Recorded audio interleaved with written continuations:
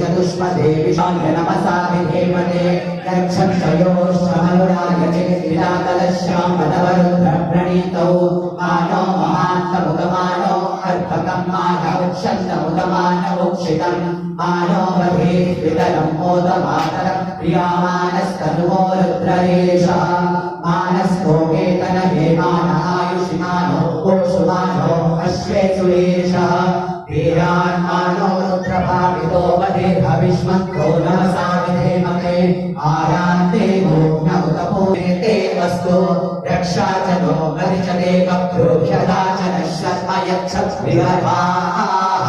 स्तुरिश्रुतं गर्भसदयुवानं भृगर्भभीममुपहत्नुमुग्रं विराजकेन्द्रे रुद्रस्तवानो अन्यन्ते अस्मन्देवन्तु सेनाः परिणो रुद्रस्य हेतिर्गृणक्तु परिद्वेषस्य दुर्मदिरकायो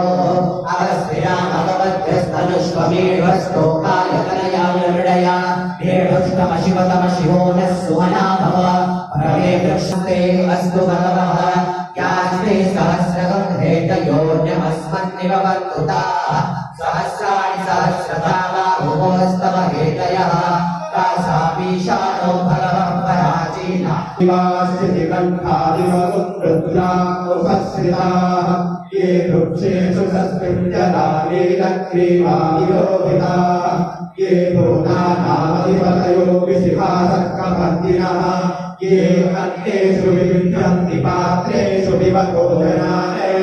ये पतापतिरक्षयैलमृदायभ्युदये ये दिव्येषमन्नौ पादो वर्षमिषमस्तेभ्यो दशप्रचेर्दशदक्षिणादशप्रतीचेर्दशोत्थास्तेभ्यो नमस्ते नो मृदयन्तु ते यन्विस्तो यश्च नो द्वेष्टितौ